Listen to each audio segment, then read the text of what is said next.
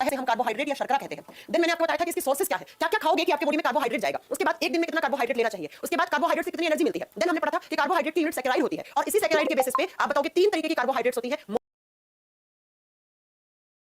Monosaccharide, disaccharide. अब die को हम डाई नहीं ओलिगोसैकेराइड कहेंगे क्योंकि ओलिगोसैकेराइड का एक टाइप डाइसैकेराइड होता है एंड पॉलीसैकेराइड। अब नेक्स्ट हमने मोनोसैकेराइड के सारे एग्जांपल कर लिए थे, उसके बाद हमारा चल रहा था ओलिगोसैकेराइड, याद है ना, ओलिगोसैकेराइड चल रहा था। ओलिगोसैकेराइड में मैंने कहा था कि क्या होती है ओलिगोसैकेराइड, जब कार्बोहाइड्रेट की 2 से लेकर 9 यूनिट जुड़ती है, 2 से लेकर 1 से ज्यादा, बुक्स में क्या लिखा मिलेगा 1 से अधिक, तो 1 से अधिक कितना होता है 2 होता है। तो जब सैकेराइड यूनिट 2 से लेकर 9 तक आपस में जुड़ती है तो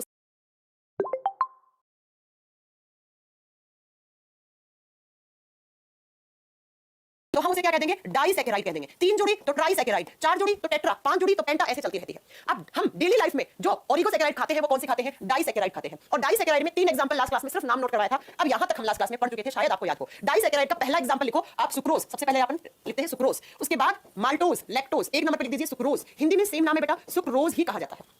अब सुक्रोज क्या होता है, इस बात को जरा ध्यान से सुनो बेटा। मैंने आपको लास्ट क्लास में एक बात बताई थी, क्या कि जब मोनोसैकेराइड जुड़ती है तो ओलिगोसैकेराइड बनता है। मोनोसैकेराइड का मतलब क्या हो गया, जहां पर एक ही सैकेराइड यूनिट हो। जब एक सैकेराइड यूनिट होती है उसे मोनो कहते हैं, और जब एक से अधिक मोनोसैकेराइड जुड़ जाती है तो वो डाइसैकेराइड या ओलिगोसैकेराइड बनाती है। सबसे पहले सुक्रोज किस टाइप का शुगर है, आप बताओगे सुक्रोज एक ओलिगोसैकेराइड कार्बोहाइड्रेट है, लेकिन ओलिगो में कौन सी, डाइसैकेराइड। अब डाई का मतलब क्या हो गया, ये 2 मोनोसैकेराइड से मिलकर बना हुआ है। किस किस से, मेरी बात को जरा ध्यान से सुनना। जब एक ग्लूकोज का मॉलिक्यूल किसके साथ, एक सुक्रोज के साथ जुड़ता है, तब आपको सॉरी एक ग्लूकोज का मॉलिक्यूल एक फ्रक्टोज के साथ जुड़ता है, तब आपको क्या मिलता है, सुक्रोज मिलता है। तब हमें क्या मिलता है, सुक्रोज मिलता है। ग्लूकोज का एक मॉलिक्यूल फ्रक्टोज के एक मॉलिक्यूल के साथ जुड़ता है तो एक सुक्रोज बनता है।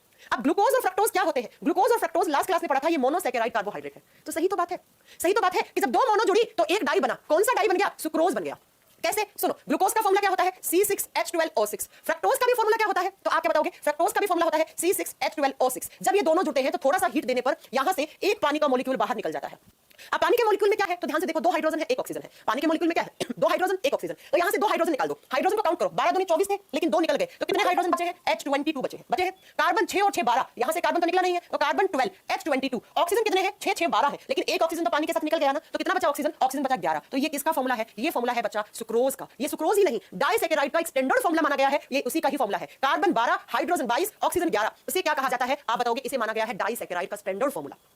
अब या तो एग्जाम में ये आएगा बच्चा कि सुक्रोज कौन कौन सी 2 मोनोसैकेराइड के जुड़ने से बना है, तो आप बताओगे ग्लूकोज प्लस फ्रक्टोज। या मैं यूं कहूं कि जब एक सुक्रोज टूटता है तो एक ग्लूकोज और एक फ्रक्टोज मिलता है, कोई बड़ी बात नहीं है। मैं यूं कह दूं कि भैया जब आप सुक्रोज को तोड़ोगे तो एक ग्लूकोज मिलेगा, एक मॉलिक्यूल ग्लूकोज का, और साथ में एक मॉलिक्यूल किसका, फ्रक्टोज का मिलेगा। आपको कोई दिक्कत है क्या, नहीं है दिक्कत। और कौन सा एंजाइम तोड़ता है, जो एंजाइम तोड़ता है उसे सुक्रेज कहा जाता है, उसे सुक्रेज कहा जाता है। तो एग्जामिनेशन में क्वेश्चन 3 बनेंगे, यहां से उससे ज्यादा कुछ नहीं बन सकता। पहला क्वेश्चन बनता है कि सुक्रोज किस किस मोनोसैकेराइड से जुड़कर बना है, तब आप बताओगे इन दोनों से। या पूछेगा कि सुक्रोज को जब सुक्रेज तोड़ता है, सुक्रेज इज एंजाइम, एंजाइम है, ये तोड़ता है तो क्या बनता है, एक ग्लूकोज और एक फ्रक्टोज। और अगला क्वेश्चन क्या है, तो मैंने आपको बताया था कि सुक्रोज कहां कहां होता है, तो सुक्रोज को कहा जाता है हनी सुगर। ये शहद में होती है बेटा, शहद के अंदर सबसे ज्यादा यही होती है, तो लिख दो इसे शहद वाली शर्करा कहा जाता है। इसके साथ ये गुड़ में बहुत ज्यादा होता है, गुड़ को इंग्लिश में जैगरी कहा जाता है, गुड़ में होती है। इसके अलावा हम घरों में जो चीनी खाते हैं जिसे हम टेबल शुगर कहते हैं, वो भी सुक्रोज होती है। अब चीनी से चाशनी बनती है, गुलाब जामुन बनता है, आप उस सबके अंदर क्या डलता है, यही सुक्रोज डलता है, इसे हनी सुगर या इसे कहा। और इसके अलावा ये गन्ने में भी होती है, सुगर केन सुगर। अब आप कहोगे मैम आपने तो पढ़ाया था कि गन्ने के अंदर फ्रक्टोज होता है। अरे भैया फ्रक्टोज होता है मैं मानती हूं, तो फ्रक्टोज किसके अंदर है, सुक्रोज के अंदर भी तो है। तो गन्ने के अंदर ये दोनों शर्करा होती है, फ्रक्टोज और सुगर। तो अगर कभी एग्जाम में क्वेश्चन आ गया ना कि गन्ने के अंदर, सुगर केन के अंदर कौन कौन सी सुगर होती है, तो बताइएगा ग्लूकोज भी होता है, फ्रक्टोज भी होता है, सुक्रोज भी होता है, लेकिन ग्लूकोज कम होता है और फ्रक्टोज और सुक्रोज ज्यादा होती है। फ्रक्टोज और आप बताओगे बेटा सुक्रोज ज्यादा होती है। तो इस तरीके के क्वेश्चन अगर आपसे एग्जाम में बन गए तो आपको कोई घबराने की जरूरत नहीं है। हो गया सुक्रोज के बारे में। चलो अगला, हाँ टेबल शुगर क्यों बोलते हैं बेटा, टेबल शुगर इसलिए बोलते हैं, हम हमारे घरों में जो चीनी खाते हैं उसे टेबल शुगर कहा जाता है। वो टेबल पर सर्व होती है, जैसे नमक होता है उसे टेबल सोल्ट बोलते हैं, चीनी को टेबल शुगर कहा जाता है। हो गया, समझ में आ गई मेरी बात। तो ये हो गया सुक्रोज के बारे में। अब चलते हैं अगला डाइसैकेराइड का एग्जांपल। पहला एग्जांपल हो चुका है, नेक्स्ट एग्जांपल चलते हैं हम किसके ऊपर, अगली बात करेंगे हम माल्टोज के ऊपर। माल्टोस लिखिएगा, सेम नाम हिंदी में है माल्टोस। सबसे पहली बात तो इसे माल्ट शुगर कहा जाता है, माल्ट या इसी को आलमंड शुगर। आलमंड का मतलब क्या होता है, बादाम। तो बादाम के अंदर ये ज्यादा होती है तो इसे बादाम शर्करा के नाम से जाना जाता है। इसके अलावा ये कार्बोहाइड्रेट कहां पे ज्यादा होती है, ऐसे आप बताओगे बेटा, ऐसे बीज जो जर्मिनेट होते हैं, ऐसे सीड जो अंकुरित होते हैं। अंकुरित का मतलब जैसे हम स्प्राउट्स खाते हैं, मूंग हो गया, मोट हो गया, चना हो गया, ये सब क्या होते हैं, जर्मिनेट होते हैं। तो ये अंकुरित बीजों में ज्यादा होती है। और ये ना बीपीएससी के एग्जाम का क्वेश्चन है कि अंकुरित बीज में या जो जर्मिनेटेड सीड्स होते हैं जिनका जर्मिनेशन हो जाता है, जैसे आप क्या करते हो, आपको थोड़ा सा पानी के अंदर डाल के रख दो मूंग को, 2 दिन बाद देखोगे वो जर्मिनेट हो जाएंगे, तो उन्हें बोलते हैं जर्मिनेशन सीड, या जिनके अंदर अंकुरण होने की क्षमता ज्यादा होती है, उसके अंदर माल्टोज ज्यादा मात्रा में पाया जाता है। तो अगर कभी एग्जाम में क्वेश्चन आ जाए ना कि बादाम वाली शर्करा या जो जर्मिनेशन होने वाली या अंकुरित बीजों में जर्मिनेटेड सीड्स में प्रेजेंट होती है, वो कौन सी होती है, माल्टोज होती है। अब माल्टोज क्या है, तो आप बताओगे बेटा ये एक डाइसैकेराइड है। तो ये कैसे बनती है, तो आप बताओगे कि जब 2 ग्लूकोज के मॉलिक्यूल, ग्लूकोज प्लस ग्लूकोज, अब ग्लूकोज क्या है, मोनोसैकेराइड है, तो ये भी मोनोसैकेराइड, ये भी मोनोसैकेराइड, और जब 2 ग्लूकोज आपस में जुड़ते हैं तो वो बनाते हैं एक डाइसैकेराइड, और कौन सी, तो माल्टोज बनता है। तो या तो मैं यूं कह दूं कि दो ग्लूकोज के जुड़ने से एक माल्टोज कार्बोहाइड्रेट बनी, या मैं यूं कह दूं बेटा कि जब एक माल्टोज टूटता है तो हमें दो मोनोसैकेराइड मिलती है। कौन तोड़ता है? तो एक एंजाइम होता है जिसे माल्टेज, एक बात हमेशा याद रखना, जिस एंजाइम के एंड में एज, जिस भी शब्द के अंतिम में एज लगा हुआ होता है वो हमेशा एंजाइम होता है, वो हमेशा एंजाइम होता है। तो ये एंजाइम है एज। तो माल्टेज एंजाइम माल्टोज को तोड़ता है तो दो ग्लूकोज के मॉलिक्यूल बनते हैं, ग्लूकोज प्लस ग्लूकोज, ये दो ग्लूकोज के मॉलिक्यूल हमें मिल गए। तो पहला सुक्रोज, दूसरा माल्टोज, दोनों ही ओलिगोसैकेराइड है। और ओलिगो में कौन सी है? तो डाइसैकेराइड है। तीसरा एग्जांपल लिख लीजिए बच्चा। तीसरा कौन सा एग्जांपल है? लैक्टोज। 3 नंबर पे आता है वो है लैक्टोज। यहां से थोड़ा सा अच्छे से याद कीजिए, जब भी आप लैक्टोज, लैक्टेज ऐसे शब्द सुनते हैं उसका मतलब होता है दूध। ये मिल्क शुगर कहलाती है, दूध वाली शर्करा है। तो अगर आपसे क्वेश्चन पूछ ले दूध वाली शर्करा या दूध में पाए जाने वाली कार्बोहाइड्रेट कौन सी है, तो आपका आंसर क्या होगा? लैक्टोज। लैक्टोज कब बनता है? एक तो दूध में होता है, इससे ज्यादा दूध या दूध से बने हुए प्रोडक्ट, जैसे दूध का आप क्या खाते हैं? पनीर खाते हैं, या आप जो भी आप दूध से बनी हुई मिठाई खाते हैं, उन सब में ये ज्यादा होता है। ठीक है। और मैं एक बात बता दूं कि ये सारे के सारे जानवरों से मिलने वाले दूध में होता है। ठीक है, सारे के सारे, जैसे बकरी का दूध हो गया है ना, भैंस का दूध हो गया, गाय का दूध हो गया, सब में बनता है। जब बात करते हैं लैक्टोज कब बनता है? जब एक ग्लूकोज और एक गैलेक्टोज के मॉलिक्यूल के साथ जुड़ता है। एक ग्लूकोज और एक गैलेक्टोज जुड़ते हैं। ग्लूकोज भी मोनोसैकेराइड है, गैलेक्टोज भी मोनोसैकेराइड है, और ये जुड़कर बनाते हैं एक लैक्टोज। एक लैक्टोज। तो या तो मैं यूं कहूं कि ग्लूकोज और लैक्टोज जुड़े तो लैक्टोज, या मैं यूं कहूं बच्चा कि लैक्टोज जब टूटता है, लैक्टोज को कौन तोड़ता है? लैक्टेज एंजाइम तोड़ता है। मैंने कहा ना, एज जिसके अंतिम में लगा हुआ है वो एक एंजाइम है, लैक्टेज। लैक्टेज, तो लैक्टेज जब तोड़ेगा तो एक ग्लूकोज का मॉलिक्यूल मिलेगा और साथ में एक गैलेक्टोज का मॉलिक्यूल मिलेगा। ये लो बच्चा, ये तीन आपकी डेली लाइफ में काम में आने वाली कौन सी होती है? ओलिगोसैकेराइड। तो दूध में पूछेगा तो लैक्टोज। अब मैं दूध से थोड़े से आपको क्वेश्चन और करवाती हूं, एग्जाम में आते हैं, क्योंकि वो इसी से रिलेटेड है लैक्टोज से। ये तो हो गया, अगर आपसे एग्जाम में क्वेश्चन पूछा कि दूध में कौन सी शुगर होती है, तो दूध में कौन सी शुगर है, तो आपके पास ऑप्शन में ये भी हो सकता है, ये भी हो सकता है, और ये भी हो सकता है। अब सिर्फ इसी ऑप्शन का इंतजार मत करना कि मैंने कहा था दूध में लैक्टोज होता है तो लैक्टोज ऑप्शन में नहीं है। अरे भैया, अगर गैलेक्टोज हो तो उस ऑप्शन को भी सही करके आ जाना, क्योंकि लैक्टोज टूटेगा तो गैलेक्टोज और क्या मिलेगा हमें? ग्लूकोज मिलेगा। इसलिए ठीक है। अब मेरी बात ध्यान से सुनो। आपने दूध है, दूध के अंदर दूध का मीठापन, जो भी चीज मीठी लगती है उसमें क्या होती है? शुगर होती है। अब दूध में कौन सी शुगर है? लैक्टोज। इसकी वजह से आपको दूध मीठा लगता है। अब आपको इस दूध का दही जमाना है, तो आप क्या करते हैं? उस दूध के अंदर हल्का सा दही डाल देते हैं, या छाछ डाल देते हैं, लस्सी डाल देते हैं। तो क्या होता है? दूध के अंदर जैसे ही आपने दही डाला तो दही के अंदर होते हैं बैक्टीरिया। कौन से बैक्टीरिया? Lactobacillus bacteria. हिंदी में सेम नाम है, लैक्टोबैसिलस जीवाणु। और ये बैक्टीरिया क्या करते हैं? इस शुगर को, ये शुगर है, ये कार्बोहाइड्रेट है, इस शुगर को एक एसिड में कन्वर्ट कर देते हैं। कौन सा एसिड? Lactic acid. और एसिड होते हैं बच्चा खट्टे, और इसकी वजह से आपका दूध का दही बन गया, और वो दही खट्टा हो गया, वो कर्ड बन गया, वो दही बन गया। अब मेरी बात को जरा ध्यान से सुनना, एग्जाम में क्या क्वेश्चन आएगा? दूध में कौन सी शुगर है? लैक्टोज। दही में कौन सा एसिड है? Lactic acid. दूध को दही में बदलने वाले बैक्टीरिया लैक्टोबैसिलस बैक्टीरिया। ठीक है, ऐसे क्वेश्चन एग्जाम में देखने को आपको मिलते हैं दूध से, ये बात याद रखिएगा। चलो फिर अब चलते हैं अगला। तीन आपने एग्जांपल लिख लिया। एक और मैंने लास्ट क्लास में बताया था, ट्रेहलोज। याद है आपको कि एक डाइसैकेराइड और भी होती है? 4 नंबर पे नाम भी लिखवाया था मैंने उसका। क्या नाम लिखवाया था? ट्रेहलोज, TREHALOSE, है ना, ट्रेहलोज। और ट्रेहलोज कहां होता है? अगर आपसे ये क्वेश्चन पूछ लिया ये किस टाइप की शुगर है, तो आप क्या बताओगे बेटा? ये किस टाइप की शुगर है? एक ओलिगोसैकेराइड है। ओलिगो में कौन सी है? डाइसैकेराइड। लेकिन ये कहां होता है वो सुनो। इंसेक्ट्स होते हैं। इंसेक्ट का मतलब होता है कीट। इंसेक्ट का मतलब कीट, कीड़े मकोड़े। इंसेक्ट्स के अंदर, उनके ब्लड के अंदर होता है एक पिगमेंट। जैसे बच्चा, अगर मैं हमारे खून की बात करती हूं तो शायद आप सब लोगों ने एक बात सुन रखी होगी कि हमारे खून में होता है हीमोग्लोबिन। सुना है ना? हीमोग्लोबिन होता है। और यही हीमोग्लोबिन हमारे खून को कैसा रंग देता है? लाल रंग देता है, रेड कलर देता है। ठीक है, क्योंकि इसके अंदर ये हीम जो है वो आयरन कंपाउंड है और ग्लोबिन एक प्रोटीन है। इसकी वजह से हमारा खून का रंग लाल होता है। ये बात शायद सब बच्चे जानते होंगे। लेकिन इंसेक्ट की जब बात करते हैं तो इंसेक्ट में कौन सा स्पेशली होता है? कॉकरोच। कॉकरोच जिसे आप तिलचट्टा भी कहते हो हिंदी में। कॉकरोच का आप ब्लड देखोगे तो उसका ब्लड मिलता है आपको सफेद कलर का। कभी देख लीजिएगा आप, कॉकरोच का ब्लड सफेद रंग का होता है। क्यों? क्योंकि कॉकरोच के ब्लड में जो पिगमेंट होता है वो होता है हीमोलिम्फ पिगमेंट। हीमोलिम्फ, इस हीमोलिम्फ की वजह से कॉकरोच के रक्त का सफेद रंग होता है, जबकि हमारे खून में हीमोग्लोबिन है तो उसकी वजह से लाल रंग होता है। तो ये जो ट्रेहलोज कार्बोहाइड्रेट होती है ये पाई जाती है इन इंसेक्ट्स के हीमोलिम्फ में। तो आप इसके आगे एक पॉइंट लिख देना, अगर आपसे कभी एग्जाम में क्या पता क्वेश्चन बन गया कि कॉकरोच या तिलचट्टे का जो खून होता है उसके अंदर कौन से कार्बोहाइड्रेट? ट्रेहलोज। या कॉकरोच के खून का सफेद रंग किस पिगमेंट के कारण? हीमोलिम्फ पिगमेंट के कारण। या पूछेगा ट्रेहलोज एक किस टाइप की कार्बोहाइड्रेट होती है, तो आप क्या बताओगे बच्चा? ये एक डाइसैकेराइड कार्बोहाइड्रेट है। जैसे माल्टोज है, जैसे सुक्रोज है, वैसे ही ठीक ट्रेहलोज होता है। कहां होता है? स्पेशली मैंने एग्जांपल दिया, कॉकरोच के खून में होता है, क्योंकि कॉकरोच के खून के अंदर पिगमेंट होता है हीमोलिम्फ और उसी के अंदर होता है वो। समझ में आ गई मेरी बात? चलिए फिर ये चारों एग्जांपल किसके थे? ओलिगोसैकेराइड के। अब तीसरा कैटेगरी हमने कौन सी डिवाइड की थी कार्बोहाइड्रेट की? मोनो, ओलिगो, और थर्ड पे कौन सी आती है? पॉलीसैकेराइड आती है ना बच्चा, पॉलीसैकेराइड। और पॉली का मतलब क्या होता है? बहुत ज्यादा। जब बहुत सारी कार्बोहाइड्रेट की सैकेराइड यूनिट आपस में जुड़ती है, कितनी? तो मैंने कहा था या तो 10 या 10 से ज्यादा, 10 से ज्यादा अनंत, इंफिनिटी, कितनी भी हो सकती है, 100, 150, 1000, 1500, 1 लाख, कितनी भी हो सकती है। तो जब ये मोनोसैकेराइड यूनिट या तो 10 आपस में जुड़ गई या 10 से ज्यादा, अब 10 से ज्यादा तो कितनी भी हो सकती है बेटा आप डिफाइन नहीं कर सकते, तब हमें एक कॉम्प्लेक्स कार्बोहाइड्रेट मिलती है। कॉम्प्लेक्स का मतलब उसकी स्ट्रक्चर बहुत कॉम्प्लेक्स हो जाती है, जटिल हो जाती है, बिकॉज़ उसमें सैकेराइड यूनिट्स बहुत ज्यादा हैं, इसलिए कॉम्प्लेक्स कार्बोहाइड्रेट बन जाती है। इसके एग्जांपल की जब बात करते हैं हम, ये मेन है बेटा, यहां से एग्जाम में क्वेश्चन बनते हैं। अब देखिए यहां से कैसे क्वेश्चन बनते हैं, तो उस बात को सुन लीजिए। दो टाइप की पॉलीसैकेराइड हो सकती है। कौन कौन सी? जरा ध्यान से सुनो। एक को कहा जाता है होमोपॉलीसैकेराइड, होमोपॉलीसैकेराइड हिंदी में, और दूसरा हेटेरो, मैं भी बताती हूं हिंदी में क्या बोलते हैं, हेटेरोपॉलीसैकेराइड। बहुत आसान है, कुछ नहीं, मैं इसलिए नोट करवा रही हूं कि एनडीए सीरीज के एग्जाम में अक्सर आपसे पूछ लेता है। मैंने देखा एक बार क्वेश्चन, इससे पहले मैं बैचेस में नहीं पढ़ाती थी ये चीज, लेकिन अभी मैं आपको पढ़ा रही हूं। क्यों? क्योंकि एनडीए के एग्जाम में एक बार यहां से क्वेश्चन बना था कि कौन सा एक होमोपॉलीसैकेराइड है और कौन सा एक हेटेरोपॉलीसैकेराइड है। होमो का मतलब होता है एक जैसी।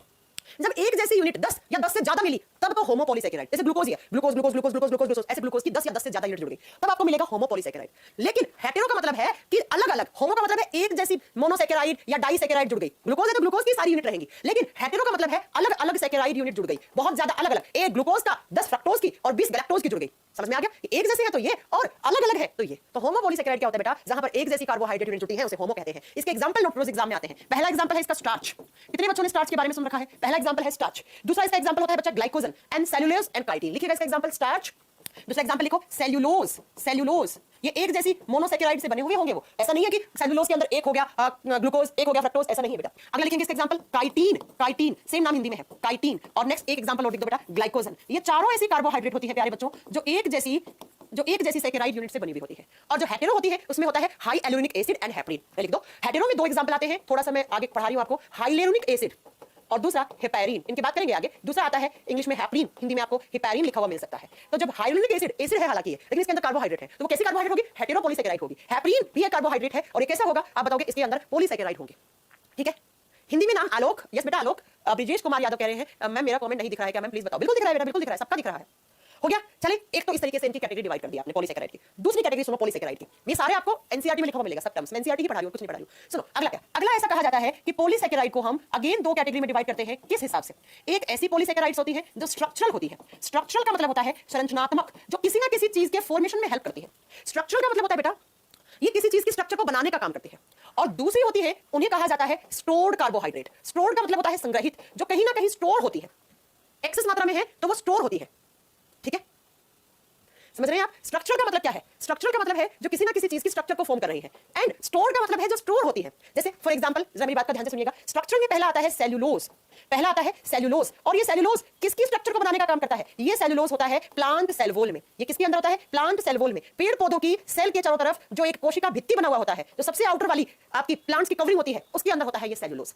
सेल्यूलोज किसकी स्ट्रक्चर बना रहा है? प्लांट्स की सेल के चारों तरफ जो सेल वॉल है, मान लो ये एक प्लांट सेल है, इसके चारों तरफ इस तरीके से एक कवरिंग रहती है, एक आवरण रहता है। इसी कवरिंग को कहा जाता है सेल वॉल। इसे सेल वॉल कहा जाता है, इसे कोशिका भित्ति कहा जाता है। और इसी कोशिका भित्ति के अंदर होता है सेल्यूलोज। तो ये सेल वॉल की स्ट्रक्चर बना रहा है। तो अगर आपसे एग्जाम में क्वेश्चन पूछ लिया कि सेल्यूलोज किस टाइप का कार्बोहाइड्रेट है, स्ट्रक्चरल है। और कैसा? होमोपॉलीसैकेराइड है। समझ में आ गया? ये सेल्यूलोज प्लांट की सेल वॉल में होता है, पेड़ पौधों की कोशिका भित्ति में होता है। और जब इस सेल्यूलोज के बारे में आप बात करते हैं तो बेटा मैं आपको बता दूं जितनी भी आप कार्बोहाइड्रेट पढ़ रहे हैं उसमें सबसे ज्यादा यही होती है।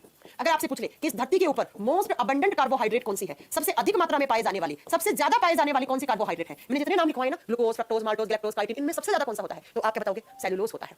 तो अगर आपसे एग्जाम में क्वेश्चन पूछ लिया कि सबसे ज्यादा कार्बोहाइड्रेट कौन सी है इस यूनिवर्स में, इस संसार में, तो आप क्या बताओगे? वो सेल्यूलोज है। कहां होती है? प्लांट्स की सेल वॉल में। किस टाइप का है? तो आप बताओगे बेटा ये एक होमोपॉलीसैकेराइड है। और मैं आपको यहां पर एक बात बता दूं, ये किससे बना हुआ होता है? ये बना हुआ होता है ग्लूकोज से। ग्लूकोज दो टाइप का होता है, ये अल्फा ग्लूकोज से बना हुआ है। जब अल्फा ग्लूकोज की n यूनिट जुड़ जाती है, ये n कितना ही हो सकता है, 10 या 10 से ज्यादा या 1000 या 2000, तो ये अल्फा ग्लूकोज की जब बहुत सारी यूनिट आपस में जुड़ती है तो एक होमोपॉलीसैकेराइड बनता है जिसका नाम सेल्यूलोज होता है। जिसका नाम आप बताओगे सेल्यूलोज होता है। हाँ धानु रागी पढ़ लो बेटा। समझ में आ गई मेरी बात? तो क्वेश्चन कितने बने? सुनो, सेल्यूलोज किस टाइप का? स्ट्रक्चरल। किससे बना हुआ है? अल्फा ग्लूकोज से। होमो है या हेटेरो? होमो है। और कहां प्रेजेंट होता है? प्लांट की सेल वॉल में। और सबसे ज्यादा कार्बोहाइड्रेट भी कौन सी है? सेल्यूलोज है। क्लियर? चलो अगला नेक्स्ट बात करते हैं स्ट्रक्चरल के एग्जांपल की। स्टोर्ड वाले पे बाद में जाएंगे। अगला एग्जांपल स्ट्रक्चर वाले में आता है 2 नंबर पे, वो आता है बेटा काइटिन। वो क्या आता है आप बताओगे? काइटिन। देखिएगा CHITINE, काइटिन। इसे चाइटिन मत बोलिएगा, काइटिन। ये कहां पे प्रेजेंट होता है? ये होता है फंगस के अंदर। फंगस या जिनको हम फंगी बोलते हैं, कवक। और कवकों के किसमें? सेल वॉल में। जो कवक होते हैं उनकी सेल वॉल के अंदर जो कार्बोहाइड्रेट होती है वो काइटिन प्रेजेंट होती है। कौन सी? वो काइटिन प्रेजेंट होती है। अब काइटिन में क्या है? एक कार्बोहाइड्रेट। किस टाइप की? पॉलीसैकेराइड। पॉली में कौन सी? तो हम होमो लिख रहे हैं, होमो लिख रहे हैं। अब होमो में है इसका मतलब ये किससे बना हुआ है? एक जैसी मोनोसैकेराइड। और ये बना हुआ होता है बेटा नाग, NAG, नाग से बना हुआ। और नाग की फुल फॉर्म क्या होता है? N acetyl glucosamine. लिख लीजिएगा N एसिटिल ग्लूकोसामाइन, ग्लूकोसामाइन। इससे मिलकर जब इसकी n नंबर यूनिट जुड़ती है तो आपको एक कॉम्प्लेक्स कार्बोहाइड्रेट जिसे काइटिन बोलते हैं, जो कहां पे प्रेजेंट होती है? कवकों की सेल वॉल में, कवक की कोशिका भित्ति में पाई जाती है। क्वेश्चन कैसे आएगा? कवकों की कोशिका भित्ति में कौन सा कार्बोहाइड्रेट है? काइटिन। किस टाइप का कार्बोहाइड्रेट है? पॉलीसैकेराइड। पॉली में कौन सा है बच्चा? होमो। और होमो मतलब ये एक जैसी यूनिट से मिलकर बना हुआ है। और एक जैसी यूनिट क्या है? तो आप बताओगे N एसिटिल ग्लूकोसामाइन। ये पॉइंट अगर आप स्किप भी करना चाहो तो कर देना, कोई प्रॉब्लम नहीं है, नहीं आता एग्जाम में। नीट वाले बच्चे से एग्जाम में पूछता है। 2 एग्जांपल हो गए। तो ये किसकी स्ट्रक्चर बना रहा है? फंगी की स्ट्रक्चर बनाई इसने। फंगी की क्या? सेल वॉल, कोशिका भित्ति। इसने किसकी बनाई? इसने बनाई बच्चा प्लांट की सेल वॉल। तो ये स्ट्रक्चरल कार्बोहाइड्रेट होगी, क्योंकि स्ट्रक्चर फॉर्म कर रहे हैं किसी ना किसी की। अब बात करते हैं स्टोर्ड कार्बोहाइड्रेट। जो स्टोर होती है, स्टोर का मतलब जो कहीं जाकर अपनी स्टोर हो जाती है बेचारी आराम से। तो जब स्टोर वाली का एग्जांपल लिखोगे तो सबसे पहला एग्जांपल लिखो स्टोर्ड में, यहां पे वापस लिखना स्टोर्ड कार्बोहाइड्रेट। स्टोर्ड का मतलब है जो संग्रहित, जो स्टोर हो जाती है। कौन कौन सी? नंबर 1 पे आता है स्टार्च। नंबर 1 पे आता है स्टार्च, लिखेगा स्टार्च। और स्टार्च किसमें स्टोर होता है? ये प्लांट्स के अंदर, ये पेड़ पौधों के अंदर स्टोर होता है। और कहां? पेड़ पौधों के अंदर, उनकी रूट्स में, उनकी जड़ों में ये संग्रहित रहता है। जब पेड़ पौधों के अंदर ज्यादा स्टार्च हो जाता है तो वो पेड़ पौधों की जड़ों में जाता है और वहां स्टोर हो जाता है बच्चा। तो अगर कभी आपसे पूछ लिया कि स्टोर फूड ऑफ प्लांट्स, तो आपका आंसर क्या होगा कि पेड़ पौधों का संग्रहित भोजन क्या होता है? आपका आंसर होगा स्टार्च। स्टार्च क्या है? एक पॉलीसैकेराइड कार्बोहाइड्रेट है। और पॉली में कौन सी? तो होमो। और होमो में कौन सा? तो स्टोर्ड। समझ में आ गई मेरी बात, है ना? और स्टार्च किससे बना हुआ है? तो आप अगेन कहोगे बेटा कि जो स्टार्च होता है वो भी अल्फा ग्लूकोज की n नंबर ऑफ यूनिट से जुड़ के बना हुआ होता है। जब अल्फा ग्लूकोज की बहुत सारी यूनिट्स आपस में जुड़ जाती हैं, n नंबर ऑफ यूनिट्स, तब हमें क्या मिलता है? एक स्टोर कार्बोहाइड्रेट। और वो किसकी फॉर्म में? स्टार्च की फॉर्म में। अब मैम ये प्लांट्स में स्टार्च कैसे आया? कौन बताएगा मुझे कि प्लांट्स में स्टार्च कैसे आया? आप जानते हैं कि पेड़ पौधे दिन में क्या करते हैं? फोटोसिंथेसिस करते हैं, प्रकाश संश्लेषण की क्रिया करते हैं। और फोटोसिंथेसिस के थ्रू वो क्या बनाते हैं? अपना खाना। और उनका खाना क्या है? ग्लूकोज। तो बेटा एक दिन में प्लांट के अंदर बहुत सारा ग्लूकोज बन गया। अब ये बहुत सारा ग्लूकोज जुड़ेगा तो जुड़कर ये कॉम्प्लेक्स कार्बोहाइड्रेट बनाएगा। कौन सी? स्टार्च। और ये ग्लूकोज कहां बनता है? तो मान लो ये प्लांट है, इसकी बहुत सारी इस तरीके से लीफ लगी हुई है, पेड़ के पत्ते लगे हुए हैं। तो इस पत्ते में, इसमें ऐसे बहुत सारी लीफ है। उन सारी लीफ में क्या बनता है? ग्लूकोज। तो बहुत सारा ग्लूकोज बन गया इन लीफ के अंदर। ये बहुत सारा ग्लूकोज आपस में जुड़ेगा तो जुड़ने से स्टार्च में कन्वर्ट हो जाएगा। अब ये स्टार्च जाएगा यहां से नीचे और जाकर यहां पर होती है जड़ें, और उन जड़ों में जाकर स्टोर हो जाएगा। तो इसे मैं यहां पर आते ही इस ग्लूकोज को क्या नाम दे दूंगी? स्टार्च नाम दे दूंगी। ठीक है? इसके अलावा स्टार्च कहां होता है? आप कैप्सूल खाते हैं, जब आप बीमार पड़ते हैं तो आपने कैप्सूल खाए होंगे। खाइए कभी कैप्सूल जिसके अंदर रंग बिरंगे छोटी छोटी गोलियां रहती है। तो उस कैप्सूल की जो मेम्ब्रेन है, जो वो व्हाइट कलर की सी मेम्ब्रेन बनी हुई होती है, वो मेम्ब्रेन किसकी बनी हुई होती है? स्टार्च की बनी हुई होती है। तो अगर कभी आपसे एग्जाम में क्वेश्चन पूछ लिया ना कि कैप्सूल की मेम्ब्रेन, कैप्सूल आप बीमार पड़ते हो तो डॉक्टर आपको देता है, तो उस कैप्सूल की मेम्ब्रेन, उस कैप्सूल की झिल्ली में कौन सा कार्बोहाइड्रेट है? तो आप बताइएगा उसमें स्टार्च होता है। स्टार्च का बना हुआ होता है। ठीक है? हाँ, मैं फोटोसिंथेसिस आगे पढ़ाऊंगी, कभी नहीं पढ़ाऊंगी बेटा। समझ में आ गई? तो ये स्टोर है। स्टोर का मतलब ज्यादा है। अब किसी दिन प्लांट को ग्लूकोज की जरूरत पड़ी तो प्लांट यहां से स्टार्च मिलाएगा अपना, और स्टार्च को बदल देगा किसमें? जब स्टार्च टूटेगा तो क्या मिलेगा? ग्लूकोज तो मिलेगा। ए अल्फा बेटा भूल जाओ, ये नहीं आते एग्जाम में, सब याद रखो, ग्लूकोज से बनता है स्टार्च। चलो अगला एग्जांपल। जिस तरीके से पेड़ पौधों के अंदर जब ग्लूकोज ज्यादा होता है तो वो किसकी फॉर्म में कन्वर्ट हो जाता है? स्टार्च की फॉर्म में। ठीक उसी तरीके से हमारे बॉडी में जब ग्लूकोज ज्यादा हो जाता है तो वो ग्लाइकोजन की फॉर्म में स्टोर हो जाता है। किसकी फॉर्म में? ग्लाइकोजन की फॉर्म में स्टोर हो जाता है। तो लिखिएगा दूसरा एग्जांपल, ग्लाइकोजन। और ग्लाइकोजन किसका स्टोर फूड है? It is the store food of animals, जीव जंतुओं का, जानवरों का। साथ में आप लिख दीजिएगा ह्यूमन बॉडी का। मनुष्य के शरीर में जब ग्लूकोज बहुत ज्यादा हो जाता है, या किसी जीव जंतु, गाय भैंस घोड़ा बकरी, कोई प्रकार का जानवर है, तो उसमें अगर बहुत ज्यादा हो जाता है ग्लूकोज, तो वही ग्लूकोज, एक्स्ट्रा ग्लूकोज किसकी फॉर्म में आकर बन जाता है? ग्लाइकोजन की फॉर्म में। और वही ग्लाइकोजन कहां पे स्टोर हो जाता है? तो उन एनिमल्स के लीवर में। कहां पर? उनके लीवर में, उनके यकृत में आके स्टोर हो जाता है। मैं बहुत ज्यादा ग्लूकोज ले रही हूं तो मेरे बॉडी में जो एक्सेस ग्लूकोज है वो किस में? आप बताओगे बेटा, वो किसकी फॉर्म में कन्वर्ट हो गया? ग्लाइकोजन की फॉर्म में। और ये ग्लाइकोजन फिर जाकर कहां स्टोर होगा? लीवर में जाकर स्टोर होगा। तो कभी आपसे एग्जाम में क्वेश्चन पूछ लिया मनुष्य के शरीर का संग्रहित भोजन क्या है? ग्लाइकोजन। कहां है? उनके लीवर में। अब किसी दिन मेरे बॉडी में ग्लूकोज की कमी होगी तो मैं क्या करूंगी? भाई साहब इस ग्लाइकोजन को किसमें बदल दूंगी? ग्लूकोज में बदल दूंगी। तो मेरे बॉडी में ये ग्लाइकोजन फिर ग्लूकोज की फॉर्म में कन्वर्ट हो जाएगा। तो ये लो, तो ह्यूमन बॉडी का जो स्टोर फूड बनता है वो किसकी फॉर्म में बनता है? आप बताओगे बेटा, वो बनता है उनके ग्लाइकोजन की फॉर्म में। प्लांट्स में है स्टार्च, हमारे बॉडी में ग्लाइकोजन है, बस अलग कुछ नहीं है। नेक्स्ट, एक बच्चा कह रहा है हार्मफुल होगा ना? नहीं, हार्मफुल नहीं है बेटा। अगला तीसरा एक एग्जांपल और होता है स्टोर कार्बोहाइड्रेट का, इन्यूलिन। ये इन्यूलिन है, इंसुलिन मत कर देना। इंसुलिन एक हार्मोन होता है, प्लीज करके। इन्यूलिन क्या होता है? इन्यूलिन होता है एक डहेलिया प्लांट। डहेलिया कभी सुना है आपने? इमेज देख लेना गूगल पे। डहेलिया पौधा है, उस पौधे का स्टोर फूड होता है। डहेलिया की जड़ों के अंदर जाकर जब बहुत सारा स्टार्च हो जाता है या ग्लूकोज हो जाता है, वो इन्यूलिन में परिवर्तित होकर और उसकी रूट्स में जाकर उसका स्टोर फूड बन जाता है। इन्यूलिन प्लांट को छोड़कर बाकी सारे प्लांट हैं उनमें स्टार्च होता है। और सॉरी, डहेलिया को छोड़कर बाकी सारे प्लांट हैं उसमें स्टार्च होता है। और डहेलिया एक प्लांट है जिसकी जड़ों में जो स्टोर फूड है, जो उसका संग्रहित भोजन है, वो किसकी फॉर्म में होता है? इन्यूलिन की फॉर्म में होता है। तो आइए एग्जाम में क्वेश्चन पूछा गया है। एग्जाम में क्वेश्चन आता है कि इन्यूलिन क्या है? एक कार्बोहाइड्रेट है बेटा। कैसे कार्बोहाइड्रेट है? तो आप बताओगे होमोपॉलीसैकेराइड। कहां पे प्रेजेंट होती है? तो आपका आंसर होगा ये डहेलिया प्लांट में। डहेलिया प्लांट में कहां? तो उसकी जड़ों में। तो स्टार्च हो गया, ग्लाइकोजन हो गया, इन्यूलिन हो गया, काइटिन हो गया, सेलुलोज हो गया, ये सब क्या होती है? ये सब पॉलीसैकेराइड होती है। इसका मतलब ये सब क्या है? ये सब कॉम्प्लेक्स कार्बोहाइड्रेट होती है, लेकिन सब सारी की सारी नेचुरल है। ये सब हमें प्रकृति से मिल रही है, कोई ऐसा नहीं है जिसको हम लैब में बनाते हैं। सारी नेचुरल है, सारी नेचुरल तरीके से मिलती है। इसके अलावा मैंने हेटेरोपॉलीसैकेराइड के दो एग्जांपल करवाए। एक करवाए हेपरीन, जिसे हिंदी में हिपारीन लिखा जाता है। ये हमारे बॉडी में होता है। ये कहां होता है? हमारे शरीर में होता है। और इसे कहा जाता है एंटीकोगुलेंट। ये आगे बात करेंगे एंटीकोगुलेंट क्या होता है। अभी लिख दो कि ये एक एंटीकोगुलेंट माना जाता है। और कहां होता है? हमारे ब्लड में होता है, हमारे खून में होता है। खून हमारी नसों में कभी जमता नहीं है। क्यों नहीं जमता? क्योंकि बेटा ये जमने नहीं देता उसको, हेपरीन। अगला एक मैंने आपको एग्जांपल करवाया हाइलुरिक एसिड। और ये कहां होता है? ये हमारे जॉइंट्स में। जॉइंट्स जैसे ये वाला जॉइंट, ये जॉइंट, घुटनों का जॉइंट, एक तो जॉइंट्स में होता है। हिंदी में बोलते हैं इसे संधियां। जॉइंट्स को बोलते हैं संधियां। जैसे घुटने का जोड़ हो गया, कोहनी का जोड़ हो गया। इसके साथ ही होता है एम्बिलिकल कोड में। एम्बिलिकल कोड क्या होता है? गर्भनाल। एम्बिलिकल कोड को कहा जाता है गर्भनाल। जो मां और बच्चे के बीच में, जो बच्चे का गर्भनाल होता है, उसे एम्बिलिकल कोड कहा जाता है। उसके अंदर भी ये हाइलुरिक एसिड होता है। ये हाइलुरिक एसिड उसके अंदर भी प्रेजेंट होता है। ये किस टाइप की कार्बोहाइड्रेट है? ये होती है पॉलीसैकेराइड कार्बोहाइड्रेट। आप इनके नाम याद कर लो, हेपरीन हो गया, हाइलुरिक एसिड हो गया, इसके साथ साथ स्टार्च, ग्लाइकोजन, ये सारी की सारी कहां पर क्या होती है? Complex carbohydrate. बोले तो पॉलीसैकेराइड कार्बोहाइड्रेट होती है। ठीक है, समझ में आ गया? हाँ जी क्या कह रहे हैं, मेरा कमेंट नहीं दिख रहा है, सबका कमेंट दिख रहा है, टीचर्स के पास आपके कमेंट आ रहे हैं, आप आपस में एक दूसरे बच्चे से बात नहीं कर सकते क्योंकि कमेंट में प्राइवेसी लग चुकी है। अब बताओ किसी को कोई यहाँ तक डाउट है? कार्बोहाइड्रेट 3 कैटेगरी की होती है, मोनो, ओलिगो, पॉलीसेकेराइड। बताइए, बता दोगे? Glucose, fructose, maltose, galactose, cellulose, starch, chitin, inulin और हेपरिन, हाइलुरोनिक एसिड। किसी को कोई दिक्कत है इनमें से?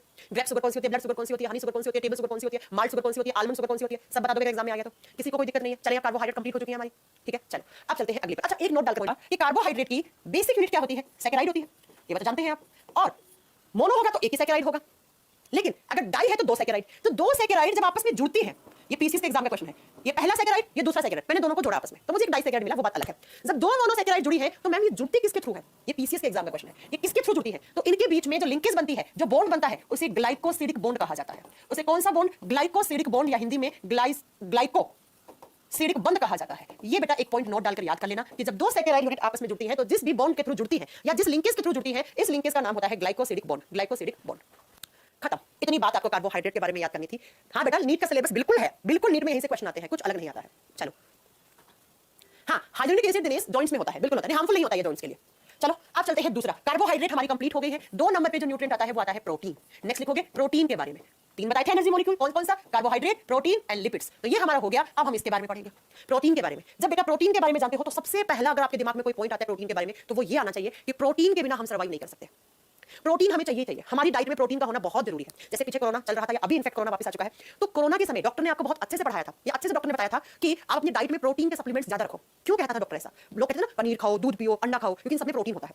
क्योंकि प्रोटीन हमारे बॉडी में एंटीबॉडीज बनाने का काम करता है। ये सिर्फ एक काम है, प्रोटीन बहुत सारे काम करता है। प्रोटीन हमें चाहिए चाहिए बेटा। और जब बात करते हैं प्रोटीन की, तो प्रोटीन क्या क्या काम करता है, कैसे करता है, वो थोड़ी देर के बाद आएगा। प्रोटीन किससे बना हुआ होता है? ध्यान से सुनो। प्रोटीन में कार्बन, हाइड्रोजन, ऑक्सीजन, नाइट्रोजन। देखो ये 3 जुड़े तब तो कार्बोहाइड्रेट, और इन तीनों के साथ नाइट्रोजन भी जुड़ गया तो बेटा वहां पर बनेगा एक प्रोटीन। तो अगर आपसे एग्जाम में क्वेश्चन बन जाए कि प्रोटीन कौन कौन से एलिमेंट से जुड़कर बना हुआ है, तब आप क्या बताओगे बेटा? Carbon, hydrogen, oxygen, nitrogen. हमने इसको स्कूल में कैसे याद किया था? नाचो ऐसा कुछ करके याद किया, NCHO, ऐसे आप याद कर लो।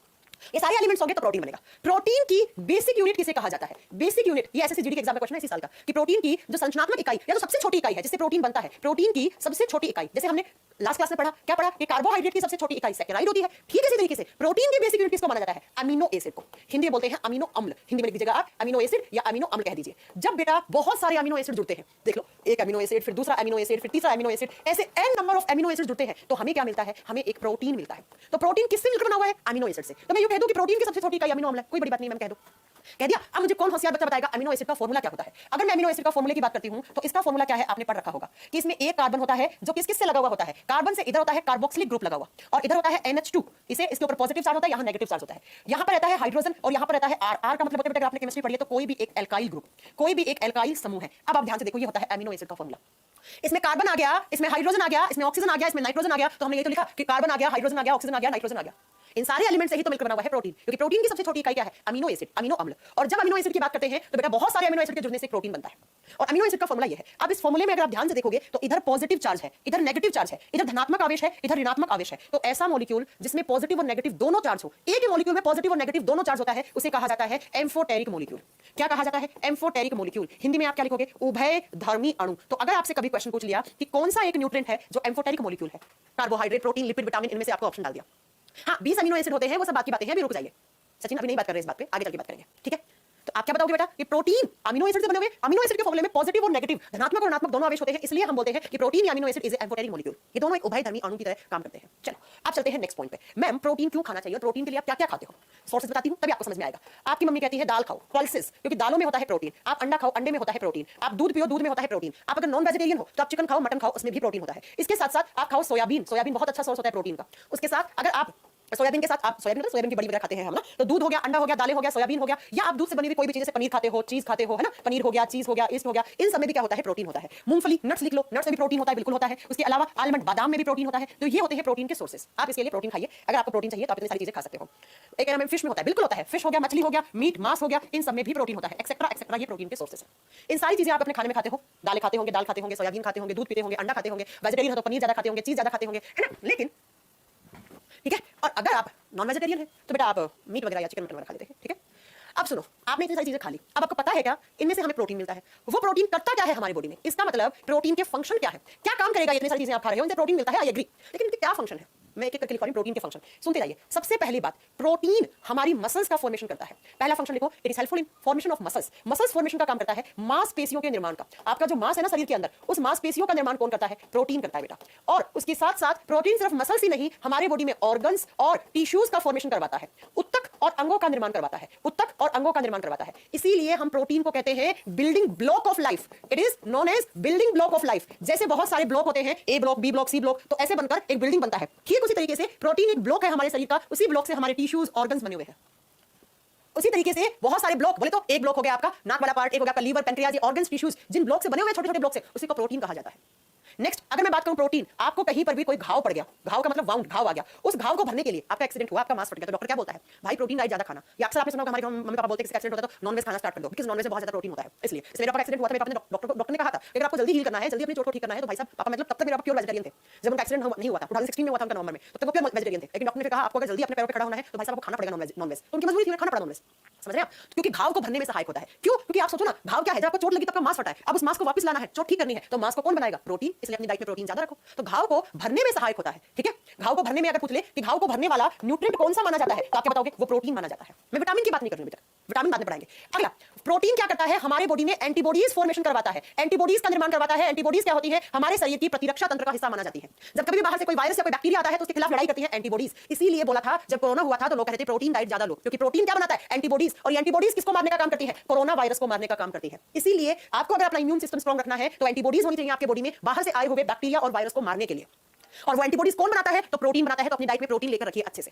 अगला इसका काम क्या होता है? प्रोटीन काम करता है बेटा एंजाइम बनाने का। एंजाइम बनाने का बहुत सारे एंजाइम, या इनफैक्ट ऑलमोस्ट ऑल, ये सेंटेंस आपको एनसीईआरटी हर किताब में मिलेगा, almost all enzymes are made up of protein. मैं क्या लिख रही हूं? Almost all enzymes are made up of protein. अधिकांशतः जो एंजाइम है वो प्रोटीन के बने हुए होते हैं। अप्रॉक्स 99.99% एंजाइम प्रोटीन के बने होते हैं। एक दो को छोड़ दो यार, जैसे यूरिएज, आरएनएज को छोड़ दो। बाकी आप जितने भी एंजाइम के नाम सुनते हो ना, maltase, sucrase, amylase, lactase, pepsin, ये सब किसके बने हुए हैं? एंजाइम। ये सारे एंजाइम प्रोटीन के बने हुए हैं, जो भी एंजाइम आप जानते हैं।